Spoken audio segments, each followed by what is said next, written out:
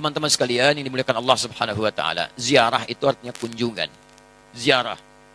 Jadi saya menziarahi antum, berarti saya mengunjungi antum. Mau kemana Ustaz Adi? Mau ziarah. Mana? Ke Pak Lutfi. Pak Lutfi di mana? Di Lampung. Kan Pak Lutfi masih hidup. Ziarah itu bukan mengunjungi orang yang wafat saja. Ziarah itu bisa diartikan mengunjungi orang yang masih hidup. Bisa. Jadi ziarah artinya kunjungan. Kunjungan. Baik ya? Nah sekarang, bolehkah kita mengunjungi orang yang sudah wafat? Boleh. Apa yang dikunjunginya? Kuburnya. Makanya ada istilah ziarah kubur. Mengunjungi orang yang wafat dalam kuburnya. Apa yang dilakukan? Mendoakan mereka. Jadi Nabi bahkan mengatakan, silakan. Lihat-lihat. Kuntu nahaitukum an ziyaratil kuburi fal'ana fazuruha. Itu dalilnya. Dulu saya pernah larang Anda untuk ziarah kubur. Dulu. Dulu itu saat iman lemah. Ada kebiasaan di jahiliyah. Kalau ada orang meninggal, itu mereka meratap-ratap. Ratap-ratap. Untuk menunjukkan bahwa orang ini orang baik. Diratap. Ada yang rubuk-rubuk rambut. Ada yang mukul-mukul begini. Bahkan nanti gini. Saking populernya kesan itu dianggap orang baik. Sampai ada jasa penyewaan orang nangis. Jasa nyewa orang nangis.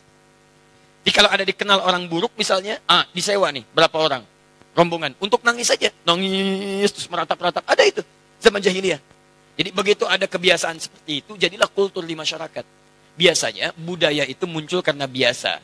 Biasa itu dari kebiasaan. Kebiasaan begitu jadi tradisi nantinya. Maka ketika ada tradisi itu kuat di masyarakat, iman mulai lemah. Di awal-awal. Awal-awal, iman masih lemah maksud saya. Karena masih lemah, belum ada penguatan tauhid yang kuat, muncul kebiasaan itu, maka dilarang oleh Nabi SAW untuk sementara waktu ziarah kubur. Larangan datang. Kenapa dilarang? Bukan gak boleh ziarah. Bukan gak boleh ziarah. Larangannya karena dikhawatirkan ketika ada yang meninggal, tradisi tadi lebih kuat daripada awal-awal keislaman, muncullah seperti itu. Sehingga maaf, iman yang seharusnya muncul, teman-teman sekalian, itu terhenti, terbatasi oleh nilai-nilai tradisi yang tadi. Maka setelah imannya kuat, paham bisa membedakan, mana doa, mana diskusi, mana ceramah, mana ngobrol, kan? Mana kemudian teman-teman sekalian bisa mendoakan dengan baik, mana yang bisa meningkatkan iman, mana yang bisa mengurangi iman. Dari situlah kemudian, ini yang paling menarik, muncullah sabda Nabi, kuntu nahaitukum an ziyaratil kuburi. Dulu saya larang kalian ziarah kubur karena dikhawatirkan kalian meratap, minta-minta pada yang tidak baik. Fal'ana fazuruha. Sekarang ziarahi. Di ziarah kubur itu hukumnya boleh. Sekarang antum katakan, saya ingin ziarah Wali Songo. Boleh. Apa yang dilakukan saat ziarah itu? Turunkan lagi hadis-hadis Nabinya. Doakan mereka. Apa doanya? Salam dulu. Assalamualaikum ya ahlad diyar. Minal mu'minina wal mu'minat. Wal muslimina wal muslimat. Wa nahnu insya'allahu bikumul lahiqun. Ziarah. Bahkan antum kepada Nabi. Ke Madinah. Ziarah.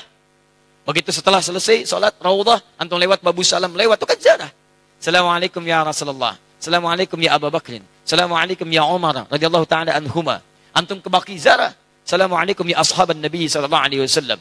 Assalamualaikum ya ahlad diyar. Minal mu'minina wal mu'minat wal muslimina wal muslimat wa nahnu insyaallahu bikumul lahiqun. Datang ke Wali Songo, ziarah. Apa darahnya? Sampaikan salam. Salamnya yang tadi. Setelah itu apa? Itu sunnah Nabi, berdoa. Allahumma ighfir lahum warhamhum wa'afihim wa'fu anhum wa akrim nuzulahum wa wasi' madkhalahum wa naqqihim minal khataaya kama yunaqqa thawbul abyadu minad danas. Doakan mereka. Ya Allah, alirkan pahala pada mereka. Ya Allah, berikan kemuliaan pada mereka yang telah membawa risalah dakwah ke Nusantara. Ya Allah, muliakan keluarganya. Ya Allah, berikan kekuatan ya Allah kepada keluarganya dalam keadaan yang terbaik. Selesai, itulah ziarah kubur.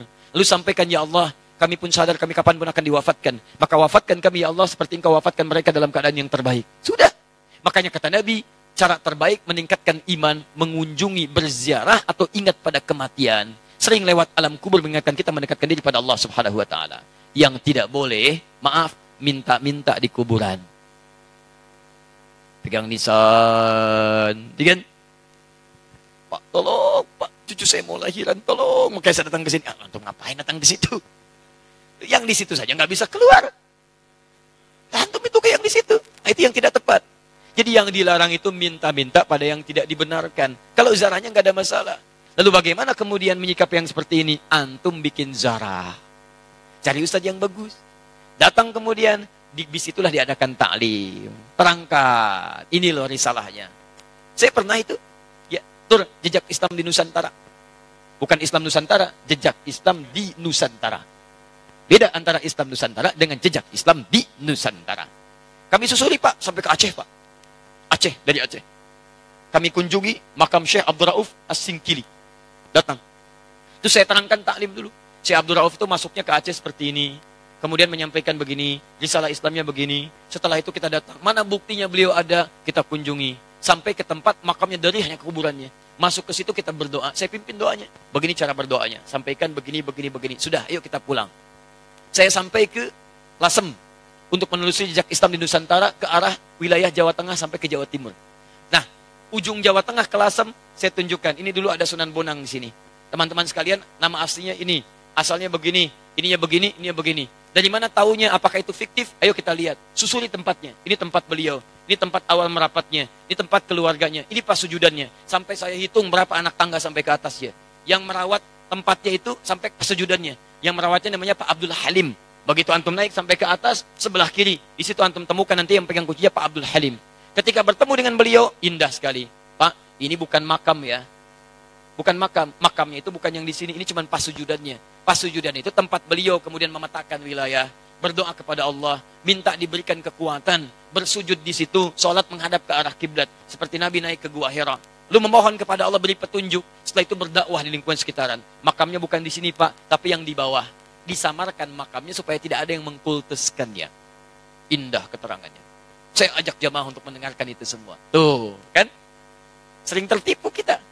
Makanya ditutup tuh pas sujudannya juga supaya tidak ada yang mengkultuskan itu. Cuman lihat ke situ, baik, terangkan. Kalau sudah seperti itu enak taklim kitanya. Di sejarahnya paham, ada tokohnya, ada bekasnya, kemudian kita mendoakan, setelah itu kita pulang, selesai. Jadi kita itu tidak harus saling mencolok, gak ada wali songo, begini, begini, begini. Alah, antum ini kenapa sih? Sebelum bilang gak ada, lihat dulu. Lihat, pahami, baca kisahnya, pelajari, ambil inspirasinya. Kalau ada yang meninggalnya, doakan seperti antum datang ke makam Uhud. Datang ke situ, antum doakan, cerita di situ, selesai. Seperti antum datang ke makam Nabi, berdoa di situ, bahas sekitarannya, pulang, selesai. Itulah teman-teman sekalian. Jadi kita ambil cara yang hikmah. Jelas ya? Nah, jadi kita pun tidak harus menyakiti orang lain, tapi meluruskan dengan cara-cara yang terbaik. Hikmah. Ya. Jadi karena masjidnya al-hikmah, selalu ini yang muncul. Allah Ta'ala alam bisawab. Jadi itu kalau ada sesuatu yang kurang berkenaan, kita cari cara yang lebih baik. Cara lebih baik. Ini sudah kebiasaan, zarah berangkat gini. Kita ketahui ada sesuatu yang kurang baik di dalamnya. Antum bikin zarah yang lain. Cari ustadz yang bagus. Di situ terangkan sejarahnya macam-macamnya, kunjungi, terus cari tempat-tempat yang terbaik. Kalau sudah paham seperti itu, pelan-pelan nanti akan terbuka hatinya.